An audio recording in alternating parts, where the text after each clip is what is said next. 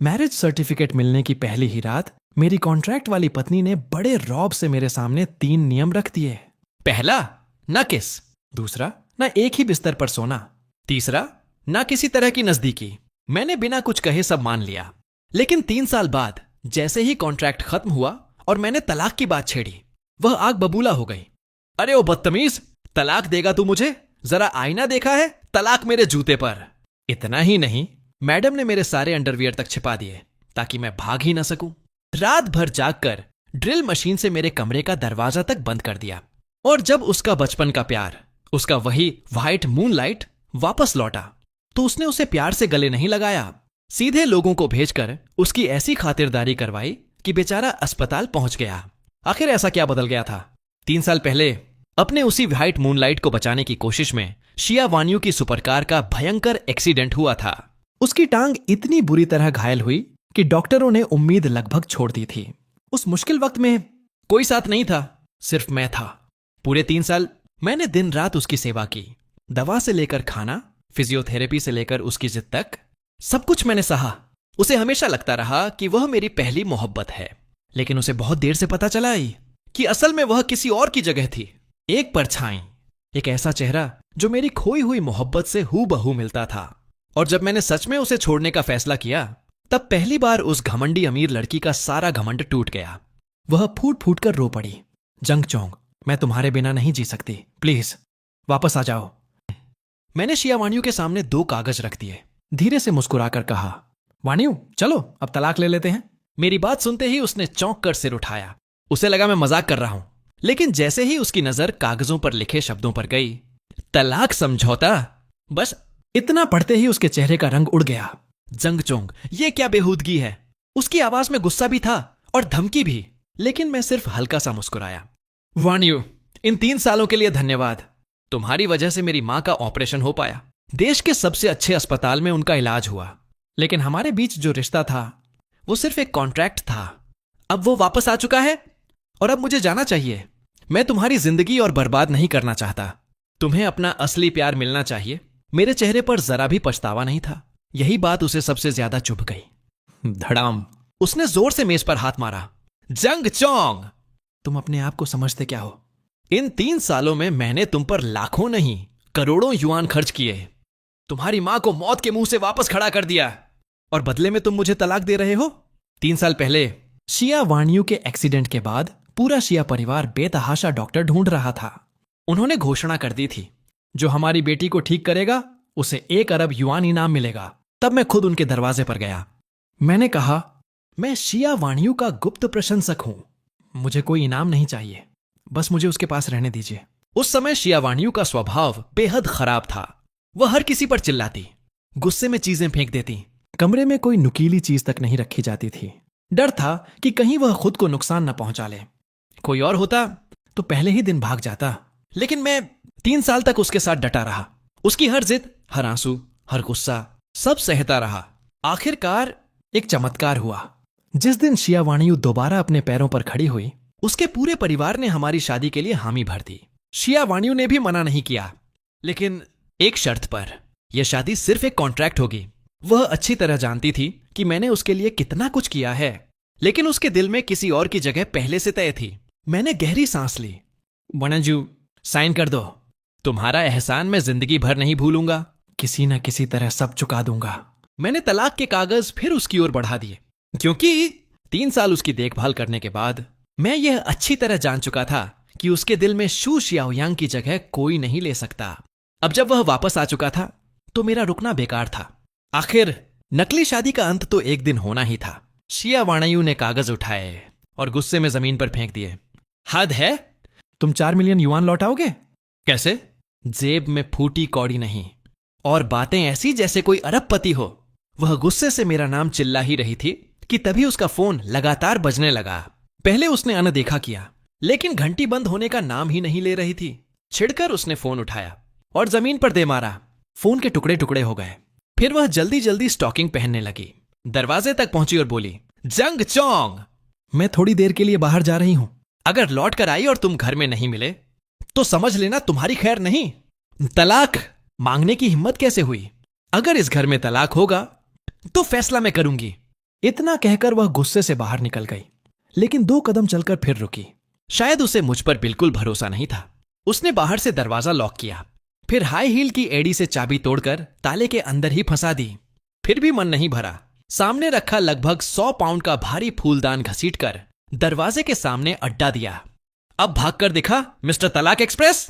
एक कंगाल आदमी अरबपति बीवी को तलाक देगा। लगता है सच में दिमाग का वायर ढीला हो गया है। उसकी कार दूर निकल गई। कमरे के अंदर मैंने एक लंबी सांस छोड़ी। सारा सामान पहले ही पैक कर चुका था। टेबल पर एक फोटो रखी थी, एक बेहद खूबसूरत लड़की की, जिसका चेहरा शिया वाणयू से बिल्कुल मिलता था। मैंने तस्वीर को धीरे से उठाया। याओलिंग, मुझे माफ कर देना। आज आखिरकार मैं इस दर्द से बाहर निकल रहा हूं। तुम्हें भूलना कभी संभव नहीं था, इसलिए मैंने ऐसी लड़की को चुना जो बिल्कुल तुम्हारी तरह दिखती थी। मैं उसका गुप्त प्रशंसक बनकर उसके पास रहा। उसे देखते हुए ऐसा लगता था जैसे तुम अब भी मेरे साथ हो। लेकिन अब मुझे भी नई जिंदगी शुरू करनी होगी। जहां भी हो तुम मुझे जरूर आशीर्वाद दोगी, है ना? आधी रात को शिया वाणयू घबराई हुई कार से उतरी। इतनी जल्दबाजी में थी कि कार का इंजन तक बंद करना भूल गई। वह टूटे हुए फोन को हाथ में लिए मेरे कमरे की ओर दौड़ी। दड़ दड़ दड़, जंग चोंग, दरवाजा खोलो, अभी के अभी। लेकिन अंदर से कोई आवाज नहीं आई। कुछ देर बाद उसने खुद ही दरवाजा खोला और अगले ही पल उसके पैरों तले जमीन खिसक गई। कमरा पूरी तरह साफ था। सिर्फ एक काला सूटकेस कोने में रखा था। वह भागकर अलमारी तक पहुंची। अंदर कुछ भी नहीं था, एक भी कपड़ा नहीं। उसकी आंखें लाल हो गईं। जंग चोंग, तुम्हें किसने इजाजत दी मुझे छोड़कर जाने की? तो असली बात यह है, तुम ही मुझे छोड़ना चाहते थे। वह पूरे घर में पागलों की तरह मेरा नाम पुकारती रही। उसी समय उसकी मां का फोन आया। वाणियू, क्या तुमने जंग चोंग को डांटा था? वो आधी रात को तुम्हारे दादा दादी के घर चला आया है। यह सुनते ही शिया वाणियू ने दांत भींच लिए। मुझे नहीं पता आज उसे कौन सा कीड़ा काट गया है। ऐसा बर्ताव कर रहा है जैसे दिमाग की फ्यूज उड़ गई हो। ठीक है, आप चिंता मत कीजिए, मैं अभी दादा दादी के घर जाकर उसकी अच्छी खबर लेती हूं।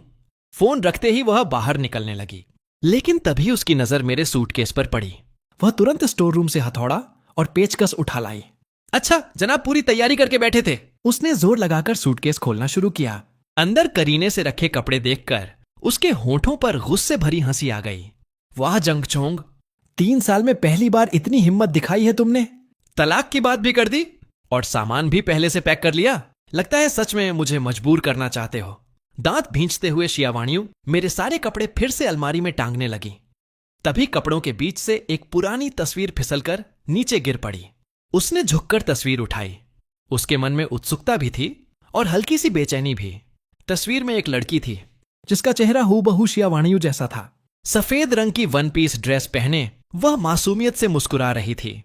उसकी मुस्कान इतनी उजली और सुकून देने वाली थी कि मानो धरती पर कोई फरिश्ता उतर आया हो। पहली नजर में शिया वाणियू के दिल में मीठी सी खुशी दौड़ गई। पागल कहीं का, आखिर मेरी फोटो तो संभाल कर रखी है, वो भी ऐसे जैसे कोई खजाना हो।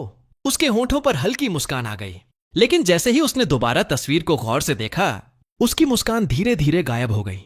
रुको, मैंने तो कभी ऐसी ड्रेस पहनी ही नहीं। और सबसे बड़ी बात, तस्वीर वाली लड़की की मुस्कान बहुत ही कोमल और शांत थी, जबकि शिया वाणियू की मुस्कान तो ज्यादातर लोगों की धड़कनें बढ़ा देती थी और कभी कभी ब्लड प्रेशर भी। उसने तस्वीर पलटी। पीछे साफ अक्षरों में लिखा था जंग याओलिंग, 17 अक्टूबर। ये नाम पढ़ते ही उसका दिल एकदम बैठ गया। उधर मैं और दादाजी आंगन में बैठकर बातें कर रहे थे। अभी कुछ देर पहले ही उनका फोन आया था। बेटा, बड़ी जोर की रोस्ट डक खाने की इच्छा हो रही है। वैसे भी कुछ ही दिनों में उनका जन्मदिन आने वाला था, इसलिए मैं पहले ही गांव पहुंच गया था। रात काफी हो चुकी थी। हम दोनों सोने ही वाले थे कि अचानक बाहर जोर से ब्रेक लगने की आवाज आई। उसके तुरंत बाद दड़ दड़ दड़ दरवाजा जोर जोर से पीटा जाने लगा। दादाजी, मैं वाणियू हूं, जल्दी दरवाजा खोलिए। मैंने जाकर लकड़ी का दरवाजा खोला। वाणियू, तुम इस समय यहां? लेकिन उसने मेरे सवाल का जवाब नहीं दिया। वह भौहें सिकोड़कर बोली, तुमने शराब पी रखी है? मैंने सिर हिलाया।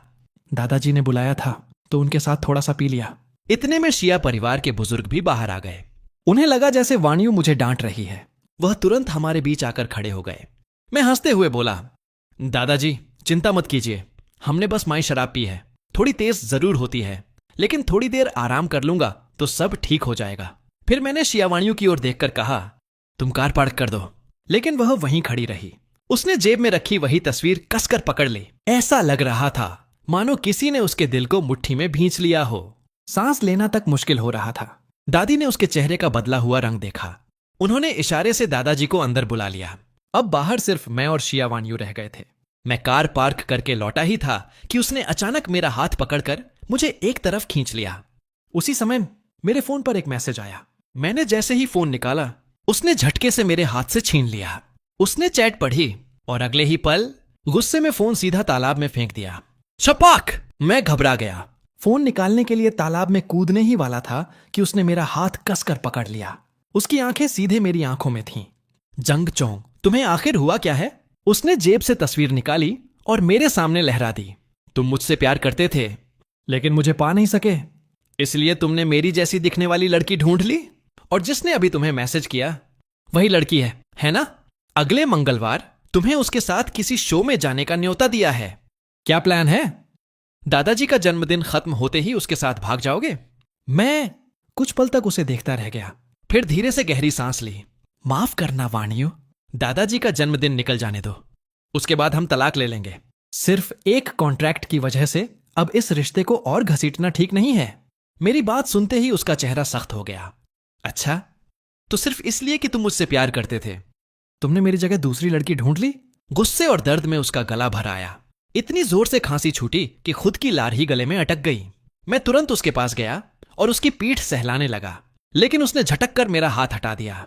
मैंने शांत स्वर में कहा, वानियो, ऐसा मत करो, मैं तो बस एक गरीब आदमी हूं। तुम्हारे दिल में शू शियाओयांग की जो जगह है, उसकी बराबरी मैं कभी नहीं कर सकता। उस साल तुम्हारा एक्सीडेंट भी उसी का पीछा करते हुए हुआ था। हर रात तुम नींद में उसी का नाम पुकारती थीं। मेरी बात सुनकर वह मुझे अविश्वास से देखने लगी। तुमने सच में शराब पी रखी है क्या? और ये गरीब गरीब क्या लगा रखा है? मेरे पापा तो पूरी कंपनी तुम्हारे हवाले करके तुम्हें चेयरमैन बनाने वाले थे, लेकिन मैं रुकने वाला नहीं था। मैंने उसे हमारे कॉन्ट्रैक्ट की वह शर्त याद दिलाई, जिसमें लिखा था कि हम दोनों एक दूसरे की निजी जिंदगी में दखल नहीं देंगे। बस इतना सुनते ही उसका गुस्सा 7वें आसमान पर पहुंच गया। चटाक! एक जोरदार थप्पड़ मेरे गाल पर पड़ा। जंग चोंग, तलाक चाहिए ना? ठीक है, अभी इसी वक्त तलाक लेते हैं। यह कहकर वह लड़खड़ाते कदमों से मुड़ गई। दिल पूरी तरह टूट चुका था, लेकिन फिर भी उसने खुद को संभाले रखा। शायद वह नहीं चाहती थी कि मैं उसकी आंखों में टूटन देख लूं। मैंने देखा उसकी हालत ठीक नहीं है। मैं दौड़कर उसके पीछे गया। सोचा कम से कम उसे कार तक छोड़ दूं, लेकिन उसने पलटकर चीखते हुए कहा, दूर रहो। मैं वहीं रुक गया, बस दूर से देखता रहा। वह कार में बैठी और गांव छोड़कर चली गई। करीब 10 मिनट बाद घर पहुंचते ही शिया वानियो फूट फूट कर रो पड़ी। उसने तलाक के कागज छोटे छोटे टुकड़ों में फाड़ दिए। पूरा घर सुनसान था। चारों तरफ सिर्फ सन्नाटा और वही अकेलापन जो धीरे धीरे उसके दिल में उतरता चला गया। आधी रात को शू शियाओयांग का फोन फिर आया। इस बार शिया वानियो का गुस्सा फट पड़ा। उसने फोन उठाते ही चिल्लाकर कहा, शू शियाओयांग, तुम्हारा दिमाग खराब हो गया है क्या? मैं पहले ही साफ कह चुकी हूं, हमारे बीच अब कुछ भी बाकी नहीं है। अगर दोबारा मुझे परेशान किया तो सच कह रही हूं, समुद्र में फेंकवा दूंगी और मछलियां तुम्हें आराम से नाश्ता बना लेंगी। फोन पटकने के बाद वह सोफे पर बैठ गई। कड़वी हंसी उसके होठों पर आ गई। लगता है इंटरनेट वाले सही कहते हैं, बचपन का प्यार अक्सर उस इंसान से हार जाता है न जो अचानक जिंदगी में आ जाता है। शू शियाओयांग ऐसा ही था, और अब जंग चोंग भी। यह सोचते ही उसकी आंखों से आंसू फिर बहने लगे। उसने तस्वीर को कसकर पकड़ लिया। यह लड़की आखिर मुझसे बेहतर कैसे हो सकती है? चेहरा मेरा जैसा है, लेकिन ऐसा क्या है इसमें जो मुझ में नहीं? अगली सुबह एक हाथ में पानी से भरी बाल्टी और दूसरे हाथ में ताजे फूलों का गुलदस्ता लिए मैं कब्रिस्तान पहुंचा। एक कब्र के सामने जाकर रुक गया। कब्र के पत्थर पर लगी काले सफेद तस्वीर में वही लड़की मुस्कुरा रही थी। उसकी मुस्कान हमेशा के लिए 19 साल की उम्र में ही ठहर गई थी। मैंने धीरे धीरे कपड़े से कब्र का पत्थर साफ करना शुरू किया। हर धूल के कण को बड़े प्यार से हटाया। तभी मेरी नजर कब्र के किनारे उगे एक छोटे से जंगली फूल पर पड़ी। इतनी कठोर जमीन में भी वह पूरी जिद के साथ खिल रहा था। उसे देखकर मेरे चेहरे पर हल्की मुस्कान आई और आंखों में नमी भी उतर आई। मैं झुक गया। उसके आसपास उगी छोटी छोटी घास उखाड़कर साफ करने लगा।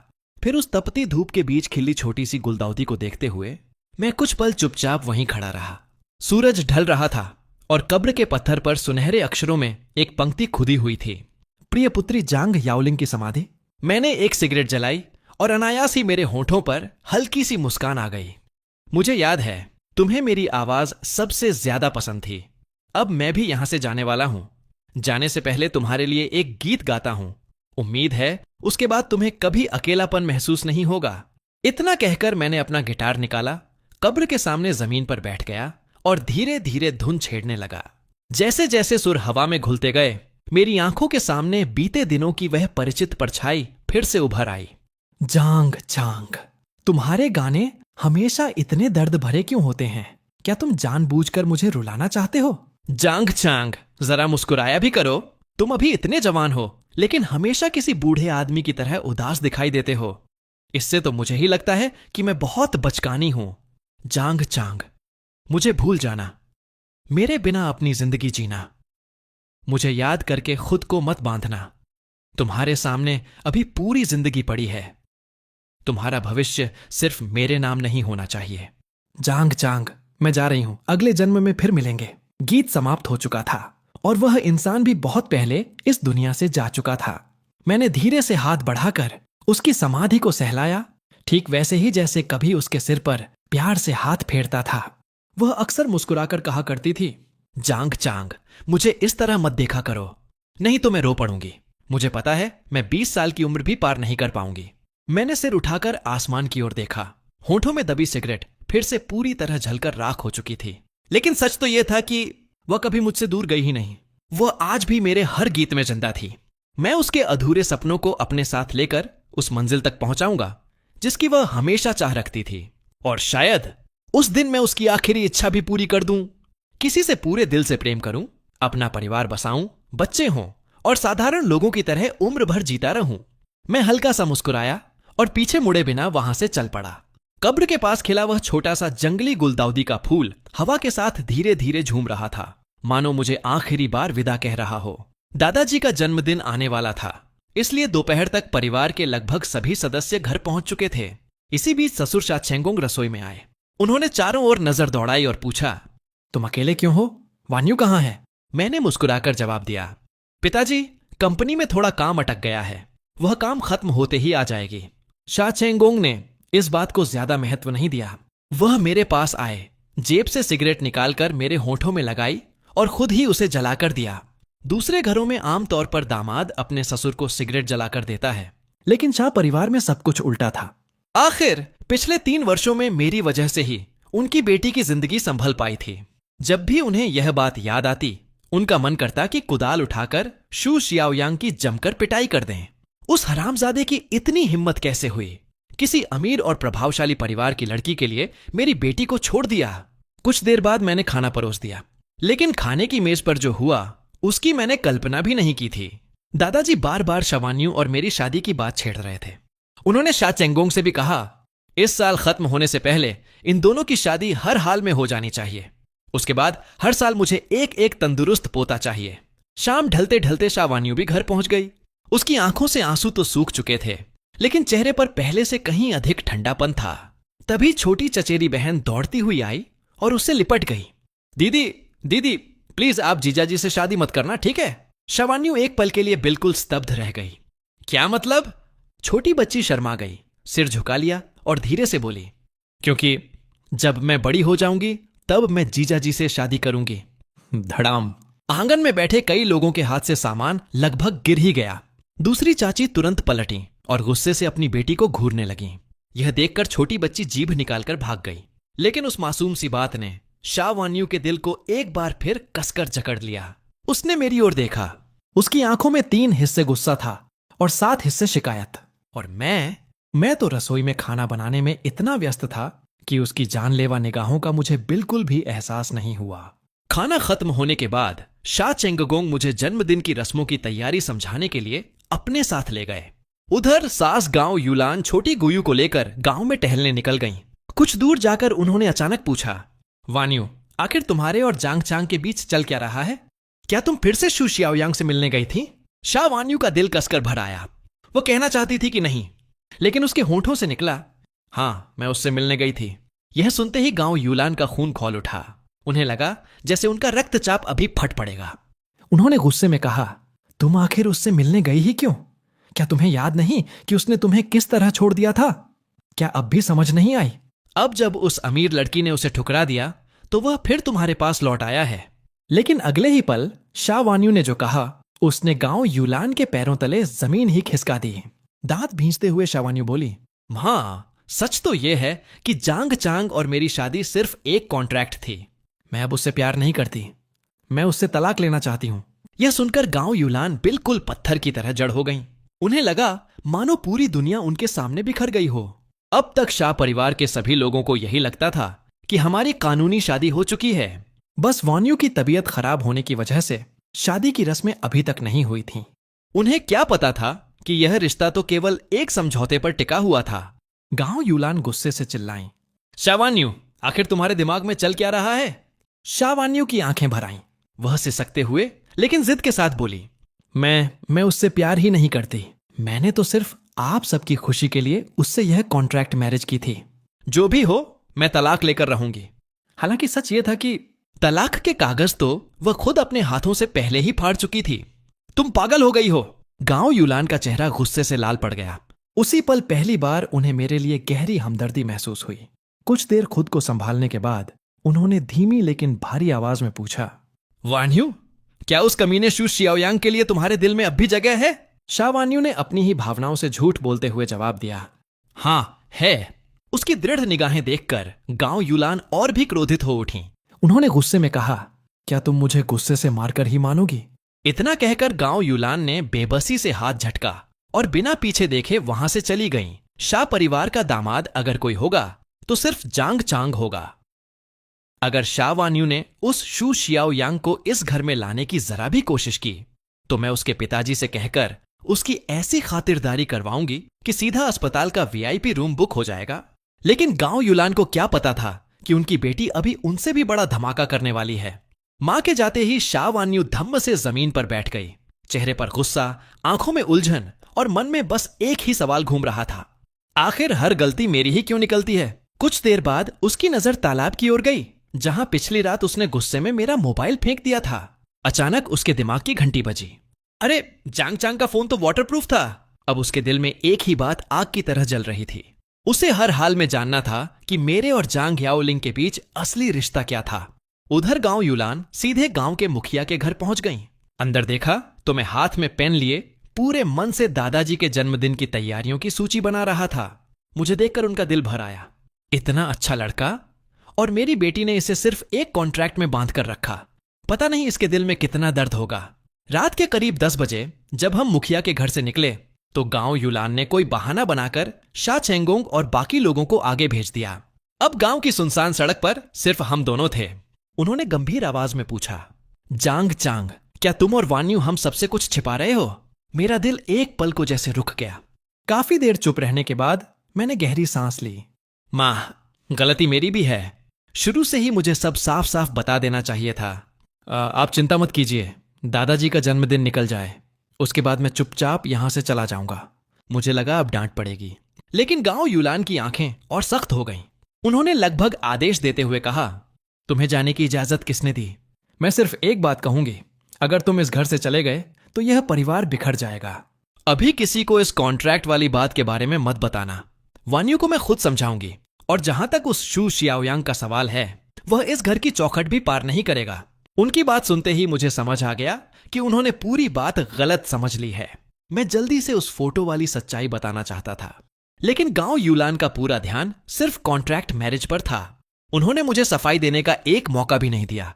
उधर शहर वाले विला में शाह वान्यू कीचड़ से सनी हुई घर लौटी। अजीब बात यह थी कि उसने पहले नहाने की भी जहमत नहीं उठाई। सीधे हेयर ड्रायर उठाया और उस मोबाइल को सुखाने लगी, जिससे अभी भी पानी टपक रहा था। फोन पूरी तरह सूखने के बाद उसने चार्जर लगाया, लेकिन स्क्रीन पर कोई हरकत नहीं, बिल्कुल शांत, मानो फोन भी कह रहा हो, बहन जी, पहले मुझे तालाब में डुबोया, अब मुझसे उम्मीद भी रख रही हो? मजबूर होकर वह फोन रिपेयर की दुकान ढूंढने निकल पड़ी। लेकिन रात काफी हो चुकी थी, सारी दुकानें बंद थीं। आखिर उसने दुकान के बोर्ड पर लिखे मालिक के नंबर पर कॉल किया। आप फोन ठीक कर पाएं या नहीं, मैं आपको 1000 युआन दूंगी, बस अभी आ जाइए। उधर बेचारा दुकानदार, जो अभी अभी बिस्तर में घुसा था, पैसों का नाम सुनते ही ऐसे उछला जैसे लॉटरी लग गई हो। फटाफट अपनी इलेक्ट्रिक बाइक उठाई और दुकान पहुंच गया। काफी देर जांच पड़ताल के बाद उसने सिर खुजलाते हुए कहा, मैडम, ये मेरे बस की बात नहीं है। इसे हांगई जैसे बड़े शहर की प्रोफेशनल लैब में भेजना पड़ेगा। खर्चा भी ज्यादा आएगा। शाह वान्यू ने बिना एक पल गंवाए 10,000 युआन एडवांस ट्रांसफर कर दिए। काम पूरा होते ही बाकी 90,000 भी मिल जाएंगे। इतना बड़ा एडवांस देखते ही दुकानदार की आंखें चमक उठीं। अभी कुछ मिनट पहले जो नींद में जम्हाई ले रहा था, अब ऐसा भागा जैसे कोई स्पेशल मिशन मिल गया हो। वह उसी रात फोन लेकर निकल पड़ा। शाह वान्यू भी वापस घर चली गई। इन सब झंझटों में रात के 2 बज चुके थे। नहाने के बाद उसने फिर वही फोटो हाथ में उठाई। इस बार उसने फोटो को बहुत गौर से देखा और अचानक उसका दिल जोर से धड़क उठा। उस लड़की की आंखों में जो प्यार था वह किसी साधारण प्रशंसक का नहीं लग रहा था। वह तो बिल्कुल ऐसा था जैसे कोई अपनी पूरी दुनिया को देख रहा हो। एक डरावना ख्याल उसके मन में कौंधा, कहीं जांग चांग ने मुझसे झूठ तो नहीं बोला? क्या वह लड़की सिर्फ उसकी फैन नहीं बल्कि उससे बहुत पहले से प्यार करती थी? और क्या जांग चांग शुरू से ही किसी मकसद से मेरे करीब आया था? यह सोचते ही उसका चेहरा एकदम पीला पड़ गया। वह घबराकर पूरे कमरे की तलाशी लेने लगी, लेकिन उस फोटो के अलावा उसे कुछ भी नहीं मिला। वो खुद को समझाने लगी, नहीं, ऐसा नहीं हो सकता। अगर उसकी कोई और मंशा होती तो वह पिछले 3 साल तक मेरा हर नखरा क्यों सहता? उसे तो मेरे परिवार की दौलत में भी कभी दिलचस्पी नहीं थी। दादाजी के जन्मदिन से 1 दिन पहले रिपेयर हुआ फोन आखिर वापस आ गया। शाह वान्यू ने सबसे पहले मेरा जन्मदिन डालकर फोन खोलने की कोशिश की। गलत पासवर्ड। फिर उसने अपना जन्मदिन डाला। फोन तुरंत अनलॉक हो गया। उसके चेहरे पर अनजाने में मुस्कान आ गई। दिल में एक मीठी सी खुशी भी हुई। लेकिन जैसे ही उसने फोटो गैलरी खोली, वह फिर से उलझ गई। पूरी गैलरी में उस लड़की की एक भी तस्वीर नहीं थी। उसी समय टिंग टोंग, रिपेयर वाले का मैसेज आया। हेलो मैडम, इस फोन में एक प्राइवेट वॉल्ट भी है। मतलब फोन के अंदर एक और छिपा हुआ फोन, उसमें 100 GB से भी ज्यादा डेटा रखा हुआ है। यह पढ़ते ही शाह वान्यू का पारा 7वें आसमान पर पहुंच गया। आह जांग चांग, तुम पूरे के पूरे बदमाश निकले। इतनी सारी बातें मुझसे छिपाई। दुकानदार के बताए तरीके से वह फिर पासवर्ड स्क्रीन पर गई। अब शुरू हुआ असली मिशन। उसने घर के हर सदस्य का जन्मदिन डालकर देख लिया। कुछ नहीं हुआ। 2 घंटे तक वह पासवर्ड तोड़ने की कोशिश करती रही। आखिर अचानक उसे फोटो के पीछे लिखा हुआ नंबर 8 याद आया। उसने उसे आखिरी अंक बनाया। फिर आगे 1999 से लेकर 1990 तक के जन्म वर्ष जोड़कर कोशिश की। फिर 2000 से 2009 तक भी सारे कॉम्बिनेशन आजमा डाले, लेकिन हर बार वही नतीजा, गलत पासवर्ड। उसने 2010 के बाद वाले सालों की कोशिश ही नहीं की। उसे लगा इतनी छोटी उम्र का होना तो बिल्कुल ही बेतुका होगा। 2 घंटे तक फोन से जूझने के बाद वह लगभग पागल होने लगी। आह जांग चांग, तुम आखिर हो क्या चीज? ये पासवर्ड है क्या? तभी उसका फोन बज उठा। कॉल शा चेंगोंग की थी। वान्यू, जल्दी गांव वापस आओ, जन्मदिन की तैयारी शुरू हो गई है। पिता की नाराज आवाज सुनकर उसने फोन उठाया, नीचे भागी और कार लेकर गांव की ओर निकल पड़ी। गांव पहुंचते ही शा चेंगोंग बोले, वान्यू, सामान और शराब कम पड़ रही है, जाकर और ले आओ। और लौटते समय गांव के जितने भी बुजुर्ग मिले सबको एक एक गिफ्ट पैक देते आना। शाह वान्यू ने चुपचाप सिर हिला दिया। जैसे ही वह कार की ओर बढ़ी, उसी समय उसकी छोटी कजिन कई कप मिल्क टी उठाए खुशी खुशी आती दिखाई दी। नूना, मिल्क टी पियोगी? शाह वान्यू मुस्कुराई। सबके लिए लाई हो? कजिन गर्व से बोली। बिल्कुल, ओप्पा ने जो पैसे दिए थे उनसे मैंने पूरी मिल्क टी की दुकान ही बुक कर ली। ये पहली खेप है, बाकी सब दुकान वाले बाद में पहुंचा देंगे। बात करते करते वह बैग में खोजने लगी। उसे याद था कि शाह वान्यू को हल्के स्वाद वाली कम चीनी वाली मिल्क टी पसंद है। उसने वही कप निकालकर प्यार से उसके हाथ में दे दिया। शाह वान्यू ने मुस्कुराकर उसके सिर पर हाथ फेरा, लेकिन अगले ही पल वह नन्ही सी बच्ची बिजली की रफ्तार से मेरी तरफ भागी। ओप्पा ओप्पा, मैं तुम्हारे लिए खास मिल्क टी लाई हूं। ये वाली मैंने दुकान के स्टाफ से सीखकर अपने हाथों से बनाई है। ये मैंने सिर्फ तुम्हारे लिए अपने हाथों से बनाई है। बताओ कैसी लगी? मैं मुस्कुराया, मिल्क टी का कप हाथ में लिया और एक घूंट पीते हुए बोला, बहुत बढ़िया, धन्यवाद। ही, आपका स्वागत है। छोटी कजिन खुशी से खिल उठी। उसकी मोती जैसी सफेद मुस्कान पूरे आंगन को रोशन कर रही थी। लेकिन यह नजारा देखते ही शाह वान्यू का चेहरा ऐसे उतर गया जैसे किसी ने उसका पसंदीदा सीरियल बीच में बंद कर दिया हो। उसी समय चिंगनन, कार के टायरों की तेज चीखती आवाज पूरे आंगन में गूंज उठी। आवाज इतनी तेज थी कि कई लोग घबराकर उधर देखने लगे। शा चेंगोंग हैरानी से बोले, अरे वान्यू को क्या हो गया? मैंने तो उसे सिर्फ सामान लाने भेजा था, इतनी गुस्से में क्यों लौट रही है? पास खड़ी छोटी कजिन ने बड़ी शरारती मुस्कान के साथ अपनी पोनीटेल झटकते हुए कहा। अंकल, आपको समझ नहीं आएगा, मेरी नूना को तो बस जबरदस्त जलन हो रही है। शा चेंगोंग पहले से ही काम के बोझ में चकराए हुए थे। उन्होंने सिर खुजलाते हुए पूछा, जलन किससे? यहां कोई खूबसूरत लड़की भी तो नहीं दिख रही? बस फिर क्या था? छोटी कजिन ने होंठ फुला लिए और अपनी तरफ उंगली दिखाते हुए बोली, अंकल, क्या मैं खूबसूरत लड़की नहीं हूं? शा चेंगोंग ने उसे ऊपर से नीचे तक देखा, फिर हाथ हिलाकर बोले, छोड़ भी, तुम्हारी तुलना अपनी बहन से मत करो। उसने अपनी मां की खूबसूरती पाई है और तुमने हमारे शाह खानदान के जीन। ये तो ऐसा हुआ जैसे एक तरफ अप्सरा हो और दूसरी तरफ आलू। क्या? छोटी कजिन गुस्से से उछल पड़ी। शा चेंगोंग, आज तो मैं आपका गला दबा दूंगी। पूरा आंगन ठहाकों से गूंज उठा। हर कोई हंसते हंसते दोहरा हो गया। धीरे धीरे शाम हो गई। पूरा परिवार एक साथ बैठकर खाना खाने लगा। रिश्तेदार लगातार आकर जाम टकरा रहे थे। मैं बेचारा हर किसी का निमंत्रण ठुकरा भी नहीं पा रहा था। उधर शावान्यू मेरे बिल्कुल पास बैठी थी, लेकिन उसकी नजर खाने पर नहीं, सीधे मेरे मोबाइल पर थी। वह बार बार चोरी छिपे मेरा पासवर्ड देखने की कोशिश कर रही थी। इधर मुझे लगातार शराब पिलाई जा रही थी। एक राउंड, फिर दूसरा, फिर तीसरा और आखिरकार धप, मैं सीधे मेज पर गिर पड़ा। छोटी कजिन यह देखकर भड़क गई। उसने मेज पर जोर से हाथ मारा। आप लोग भी ना, मेरे ओप्पा को ही क्यों परेशान करते रहते हो? नूना ने मना कर दिया तो क्या हुआ? उसे तो किसी ने पीने के लिए पूछा तक नहीं। वैसे भी उसकी शराब सहने की ताकत ओप्पा से कहीं ज्यादा है। यह सुनते ही शा वान्यू की बड़ी बड़ी आंखें फैल गईं। उसने मन ही मन सोचा, वाह, मेरी इतनी चिंता करने की जगह मुझे ही मैदान में उतार दिया। तभी गांव यूलान भी वहां आ गईं। उन्होंने कहा, बिल्कुल सही कहा इसने। वान्यू, चलो सबके साथ एक एक जाम पी लो। आज रात हम तुम्हारे नाना नानी के घर ही रुकेंगे। आज नहीं पियोगी तो कल फिर पीना ही पड़ेगा। शा वान्यू ने दांत भींच लिए। ठीक है, पीती हूं। उसने गिलास उठाया और एक ही सांस में पूरा खाली कर दिया। यह देखकर गांव यूलान के चेहरे की सख्ती थोड़ी कम हुई। उन्होंने मन ही मन ठान लिया था, अगर आज के बाद भी वान्यू ने जांग चांग से तलाक की बात की तो उसे अलग ले जाकर अच्छी तरह समझाएंगी। तभी दादाजी शाहजियान वो बोले, वान्यू, जरा गांव के मुखिया वाली मेज पर जाकर सबसे मिलाओ। वहां गांव के सारे सम्मानित बुजुर्ग बैठे हैं। शा वान्यू चुपचाप गिलास लेकर वहां चली गई। जिसने भी उसे टोस्ट ऑफर किया, उसने बिना कुछ बोले सब स्वीकार कर लिया। धीरे धीरे वह इतनी पी गई कि खुद को संभालना भी मुश्किल हो गया। आखिरकार वह पूरी तरह नशे में धुत होकर वहीं ढेर हो गई। गांव यूलान बेबस होकर उसे सहारा देकर कमरे में ले गई और बिस्तर पर लिटा दिया।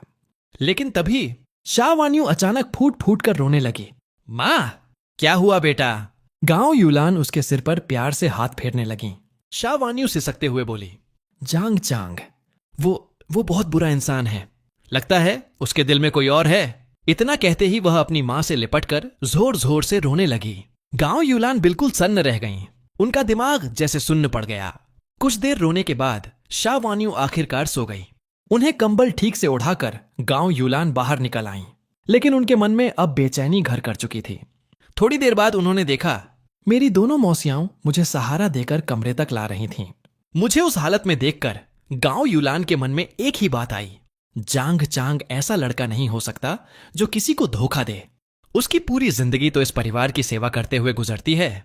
उसे किसी और के लिए समय ही कहां मिलता होगा। उन्हें यकीन था यह सब सिर्फ कोई गलतफहमी है। क्लिक, कमरे का दरवाजा बंद हो गया। बिस्तर पर दो लोगों की सांसें धीरे धीरे शांत होने लगीं, लेकिन उनमें से एक मानो पानी में लौट आई मछली की तरह बार बार दूसरे की बाहों में सिमटती जा रही थी और इतनी कसकर पकड़ रखा था कि छोड़ने का नाम ही नहीं ले रही थी। जब मेरी आंख खुली तब तक सूरज काफी ऊपर चढ़ चुका था।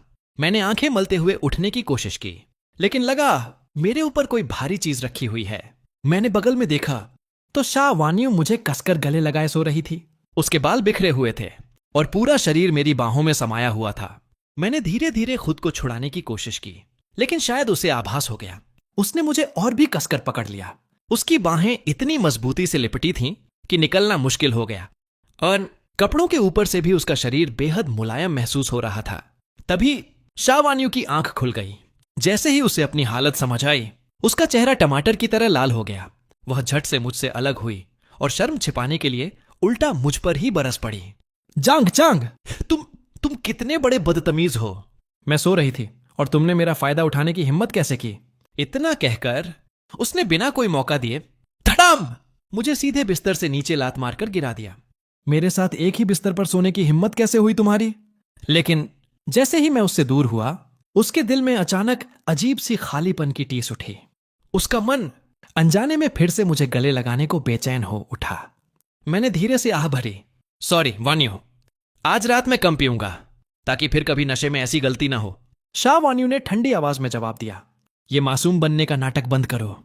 आज रात तुम जितनी चाहे शराब पीना, मुझे कोई फर्क नहीं पड़ता। मैं आज ही शहर वापस जा रही हूं। मैंने एक बार फिर माफी मांगी, फिर उठकर बाहर मुंह हाथ धोने चला गया। इस बीच घर के बाकी लोग दावत की तैयारी के लिए पहले ही गांव के चौक पहुंच चुके थे। मैं अभी हाथ मुंह धोकर बाहर निकल ही रहा था कि छोटी कजिन दौड़ती हुई आई। ओप्पा, जल्दी चलो, अंकल ने मुझे खास तुम्हें बुलाने भेजा है। उसके चेहरे की मासूम मुस्कान देखकर मेरे होंठों पर भी हल्की सी मुस्कान आ गई, जबकि मुझे बिल्कुल भी अंदाजा नहीं था कि आज का दिन मेरी जिंदगी का सबसे बड़ा मोड़ साबित होने वाला है।